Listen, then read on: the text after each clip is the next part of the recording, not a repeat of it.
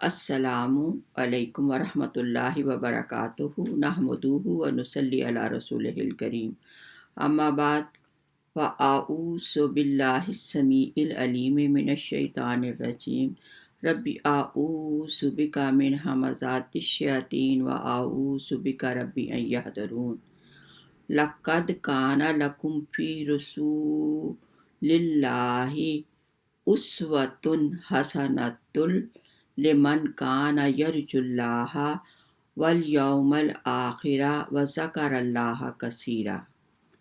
یقیناً تمہارے لیے رسول کی زندگی میں بہترین نمونہ ہے ہر اس شخص کے لیے جو اللہ سے ملاقات اور یوم آخرت کی امید رکھتا ہے۔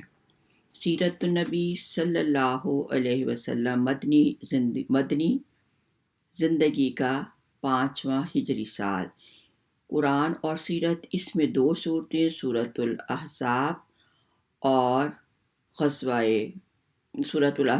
سورۃ المجادلہ کا نزول ہوا، اور ان صورتوں میں نبی پاک صلی اللہ علیہ وسلم کو بتایا گیا کہ منافقین کس طرح اسلام اور رسول اللہ کے خلاف سازشیں کر رہی ہیں، اور نبی پاک صلی اللہ علیہ وسلم کو حکم دیا کہ تم ان منافقین کی کہنا نہ مانو اور اسی کی پیروی کرو جس کی پیروی کی آپ کو وحی کی جاتی ہے۔ اور اس میں بہت پیاری صورت ہے، اس میں مسلمانوں میں بے بنیاد عقائد اور رسم و رواج کو ختم کیا گیا ہے رسم و رواج کو۔ اس کے اہم 3 واقعات جو تھے وہ غزوہ خندق اور غزوہ قریظہ اور حضرت زینب رضی اللہ تعالیٰ عنہ کے خلاف جو تھا پروپیگنڈا کیا گیا تھا، رسم بد کو توڑا گیا اور حضرت زینب سے آپ کا نکاح کیا گیا۔ اس قریش جو تھے اور یہود، اسلام اور مسلمانوں کی ترقی ان سے دیکھی نہیں جا رہی تھی۔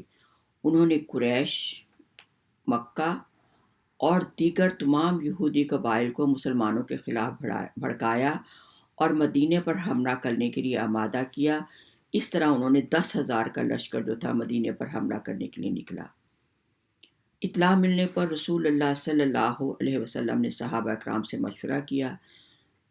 حضرت سلمان فارسی رضی اللہ تعالیٰ عنہ نے مدینے کی طرف خندق کھودنے کا فیصلہ کیا، جسے رسول اللہ صلی اللہ علیہ وسلم نے پسند فرمایا۔ صحابہ کرام کو خندق کھودنے کا کام سونپا گیا۔ خود رسول اللہ صلی اللہ علیہ وسلم جو تھے وہ بھی خندق کھودنے میں جو تھے وہ شریک رہے۔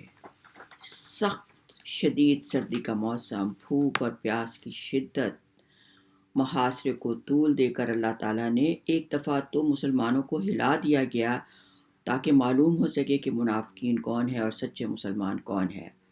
حضرت جابر رضی اللہ تعالیٰ عنہ نے بیان فرمایا کہ خندق کھودتے وقت ایک ایسی چٹان نمودار ہوئی جو کسی سے بھی نہیں ٹوٹی۔ جب ہم نے بارگاہ رسالت میں یہ معاشرہ عرض کیا تو آپ صلی اللہ علیہ وسلم اٹھے۔ 3 دن کا فاقہ تھا۔ شک میں مبارک پر 3 پتھر بندھے ہوئے تھے۔ آپ صلی اللہ علیہ وسلم نے اپنے دست مبارک سے کدال کو چٹان پر مارا تو وہ ریت کے ذروں کی طرح بھربھری ہو گئی۔ ایک روایت ہے کہ آپ نے اس چٹان پر 3 بار کدال کو مارا، ہر ذرہ پر اس سے ایک روشنی نکلتی تھی، اور اس روشنی میں آپ صلی اللہ علیہ وسلم کو شام و ایران اور یمن کے شہر دیکھ لیے، اور ان تینوں ملکوں کے فتح ہونے کی آپ نے صحابہ کرام رضوان اللہ عنہم کو خوشخبری سنائی، بشارت دی۔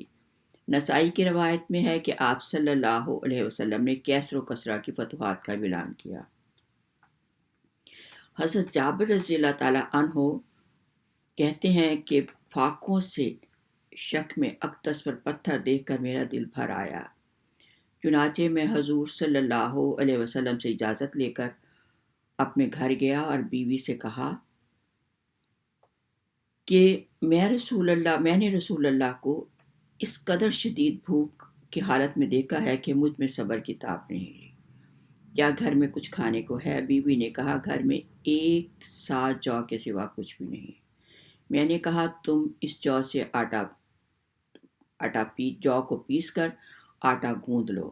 اور میں نے اپنے گھر میں پلا ہوا ایک بکری کا چھوٹا سا بچہ ذبح کر کے اس کی بوٹیاں بنا دی اور بیوی سے کہا تم جلدی سے گوشت اور روٹیاں تیار کر لو، میں حضور صلی اللہ علیہ وسلم کو بلا کر لاتا ہوں۔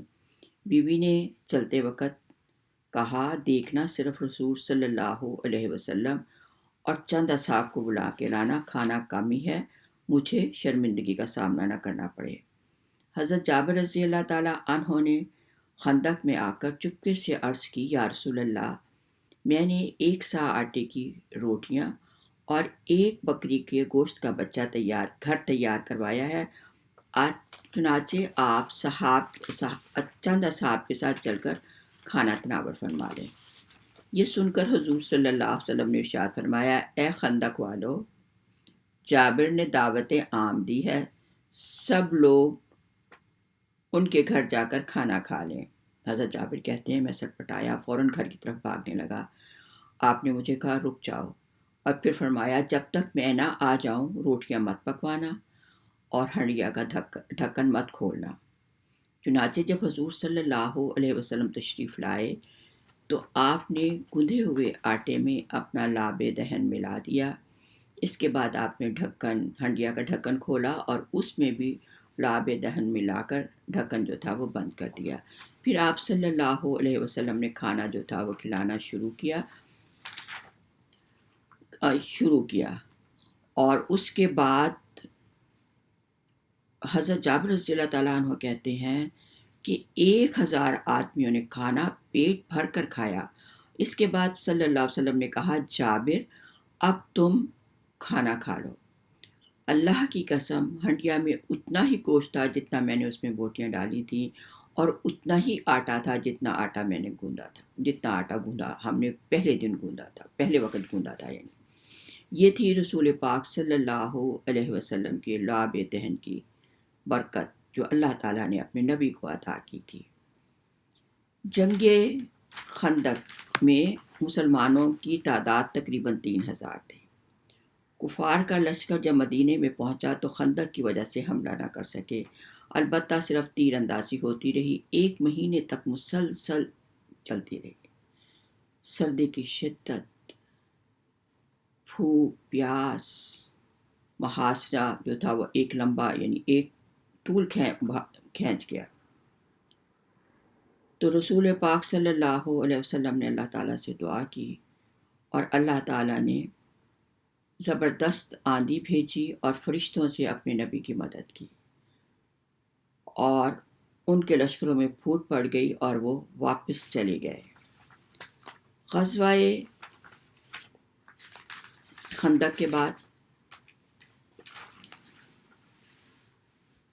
بنی قریظہ جو تھا مدینہ میں ایک یہودی قبیلہ تھا، ان کا مسلمانوں کے ساتھ معاہدہ تھا، لیکن غزوہ خندق میں انہوں نے معاہدے کی خلاف ورزی کرتے ہوئے کفار کا ساتھ دیا۔ غزوہ احزاب سے واپس آ کر رسول اللہ صلی اللہ علیہ وسلم نے ابھی غسل ہی فرما چکے تھے کہ حضرت جبرائیل علیہ السلام آ گئے اور کہا آپ نے ہتھیار رکھ دیے، ہم فرشتوں نے تو نہیں رکھے، چلیے آپ کو بنی قریظہ کے ساتھ نبٹنا ہے، مجھے اللہ کریم نے اسی لیے آپ کی طرف بھیجا ہے۔ چنانچہ آپ صلی اللہ علیہ وسلم نے اعلان فرما دیا، بلکہ ان کو تاکید کر دی کہ عصر کی نماز انشاءاللہ وہاں جا کر پڑھنی ہے۔ ان کی آبادی مدینے سے چند فاصلے پر تھی، یہ اپنے قلعوں میں بند ہو گئے، باہر سے مسلمانوں نے ان کا محاصرہ کر لیا، جو کم و بیش 25 روز جاری رہا۔ بالآخر انہوں نے سعد بن معاذ رضی اللہ تعالیٰ عنہ کو، جو اوس قبیلہ کے سردار تھے، اپنا ثالث اور حکم تسلیم کر لیا کہ وہ جو فیصلہ دیں گے ہمیں منظور ہوگا۔ چنانچہ انہوں نے یہ فیصلہ منظور کر لیا۔ سیدنا معاذ رضی اللہ تعالیٰ عنہ نے فیصلہ دیا کہ ان میں لڑنے والوں کو قتل اور بچوں اور عورتوں کو قیدی بنا لیا جائے اور ان کا مال مسلمانوں میں تقسیم کر دیا جائے۔ نبی صلی اللہ علیہ وسلم نے یہ فیصلہ سن کر فرمایا یہی فیصلہ آسمانوں کے اوپر اللہ تعالیٰ کا بھی ہے۔ اس کے مطابق ان کے جنگجو افراد کی گردنیں اڑا دی گئیں اور مدینہ کو ان کے ناپاک وجود سے پاک کر دیا گیا۔ غزوہ احزاب میں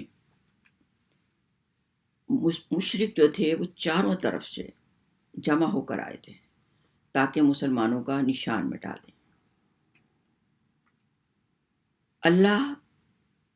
اللہ تعالیٰ نے مسلمانوں کو خوف، قتال، بھوک اور معاشرے میں مبتلا کر کے جانچا پرکھا گیا تاکہ منافق الگ ہو جائیں۔ 70 منافقین کی زبان پر وہ بات آ گئی جو ان کے دل میں تھی کہ مدد کا وعدہ اللہ کا معاذ اللہ فریب تھا، جھوٹا تھا، جبکہ مسلمانوں کے دل جو تھے اللہ اور اس کے رسول نے جو وعدہ کیا ہے وہ ابتلا یعنی امتحان اور آزمائش سے گزارنے کے بعد اللہ تعالیٰ فتح نصرت سے ہمیں جو ہے وہ ہمکنار کرے گا۔ اور اسی موقع پر یہ جو آیت ہم شروع میں تلاوت کی گئی، لَقَدْ كَانَ لَكُمْ رَسُولُ اللَّهِ أُسْوَةٌ حَسَنَةٌ، جب مسلمان بھوک، پیاس، سردی کی شدت میں مبتلا تھے تو اللہ نے کہا کہ تمہارے لیے میری رسول کی زندگی میں بہترین نمونہ ہے۔ تم میرے نبی کی جہاد میں، صبر و استقامت میں میرے نبی رسول اللہ صلی اللہ علیہ وسلم کی پیروی کرو۔ میرا یہ نبی جہاد میں بھوکا رہا، حتیٰ کہ پیٹ پر پتھر باندھنے پڑے، چہرہ مبارک زخمی ہو گیا، رباعی تان ٹوٹ گیا، خندق اپنے ہاتھوں سے کھودی۔ منافقین اور مشرکین نے تو دشمنوں کی تعداد دیکھ کر اور حالات کی سنگینی دیکھ کر نبی صلی اللہ علیہ وسلم سے کہہ دیا تھا کہ اللہ اور اس کے رسول نے جو وعدہ کیا وہ سچا نہیں۔ لیکن حالات کی شدت کے باوجود مسلمانوں کے ایمان کو اللہ تعالیٰ نے متزلزل نہیں کیا، بلکہ ان کے ایمان میں مزید اضافہ ہوا۔ میرا رسول تم میں موجود ہے، ان کا نمونہ تمہارے سامنے ہے۔ اسوہ رسول کو وہی اپنائے گا جو آخرت میں اللہ کی ملاقات پر یقین رکھتا ہو اور کثرت سے ذکر کرتا ہو۔ اور اس کی بڑی پیاری آیت ہے سورۃ احزاب کی کہ کیسے اللہ نے مدد کی، وَرَدَّ اللَّهُ الَّذِينَ كَفَرُوا بِغَيْظِهِمْ لَمْ يَنَالُوا خَيْرًا۔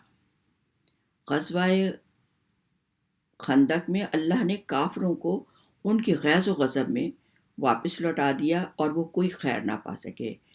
وَكَفَى اللَّهُ الْمُؤْمِنِينَ الْقِتَالَ، اور اس لڑائی میں اللہ مومنوں کے لیے کافی ہو گیا۔ مشرکین اور یہود جو مختلف اطراف سے جمع ہو کر آئے تھے کہ مسلمانوں کا نام و نشان مٹا دے گا، اللہ قادر کریم نے انہیں کے غیظ و غضب میں واپس لوٹا دیا۔ نہ دنیا کا مال ان کے ہاتھ لگا اور نہ آخرت میں اجر و ثواب کے مستحق ہوں گے، ذلت اور رسوائی ان کا مقدر بنے گا۔ مسلمانوں کو ان سے لڑنے کی ضرورت ہی پیش نہیں آئی، بلکہ اللہ تعالیٰ نے ہوا اور فرشتوں سے اپنے مومن اور بندوں کی مدد فرمائی۔ اللہ تعالیٰ نے قلت تعداد کے باوجود مسلمانوں کا محافظ اور دشمنوں کو ان پر غالب کرنے والا ہے۔ اللہ کی یہ سنت پہلے سے چلی آ رہی ہے کہ جب کفر اور ایمان کے درمیان فیصلہ کن آرائی کا مرحلہ آتا ہے تو اللہ تعالیٰ اہل ایمان کی مدد فرما کر سربلندی عطا فرماتا ہے۔ رسول اللہ صلی اللہ علیہ وسلم نے دعا فرمائی تھی کہ اے اللہ، اے کتاب کے نازل کرنے والے، جلد حساب لینے والے، ان لشکروں کو شکست دے دے۔ جنگ خندق کے بعد اس جنگ کے بعد کافروں کی ہمت نہیں پڑی کہ مدینہ پر چڑھائی کرتے۔ ان کے منحوس قدموں سے اللہ تعالیٰ نے اپنے نبی صلی اللہ علیہ وسلم ان کے مسکن اور آرام گاہ کو محفوظ کر دیا۔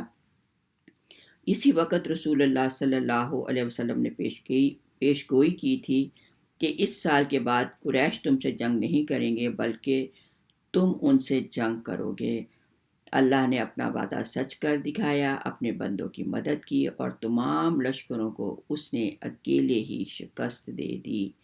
نبی مکرم صلی اللہ علیہ وسلم جب جہاد سے اور سفر سے واپس آتے تھے تو آپ یہ دعا پڑھتے ہوئے آتے تھے، لا الہ الا اللہ وحدہ لا شریک لہ لہ الملک ولہ الحمد وہو علی کل شیء قدیر، آئبون تائبون عابدون ساجدون لربنا حامدون صدق اللہ وعدہ ونصر عبدہ وہزم الاحزاب وعدہ۔